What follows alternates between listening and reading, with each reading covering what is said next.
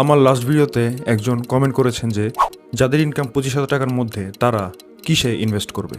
প্রথমত, 25,000 টাকা ইনকামে আপনার কোনো ক্রিপ্টো গুরু হওয়ার দরকার নেই, কারণ মিডল ক্লাস মানুষের প্রথম কাজ প্রফিট না, নিজের সার্ভাইভাল সিকিউর করা। কারণ আপনার স্যালারি যখন কম, আপনার ভুল ইনভেস্টমেন্ট ডিসিশন আপনাকে শেষ করে দিতে পারে। এই জন্য এই রিয়েলিস্টিক সিস্টেমটা ফলো করুন। প্রথমত, 1 মাসের ইমার্জেন্সি ফান্ড বানান, কারণ যখন আপনার বিপদ আসবে তখন আপনার ইনভেস্টমেন্ট আপনাকে ভাঙতেই হবে। তারপর আপনার স্যালারির 5 থেকে 10% টাকা দিয়ে আপনি আপনার ইনভেস্টমেন্ট শুরু করুন। অর্থাৎ আপনার স্যালারি যদি 25,000 টাকা হয় তাহলে 1500 থেকে 2,000 টাকাই এনাফ। প্রথমেই রিস্কি কোনো ইনভেস্টমেন্ট না, আপনি যে জব করতেছেন বা যে বিজনেস করতেছেন এই রিলেটেড কোনো একটা স্কিল যেটা আপনার কাজে লাগবে, সেই স্কিলের পিছনে আপনি আপনার টাকা ইনভেস্ট করুন।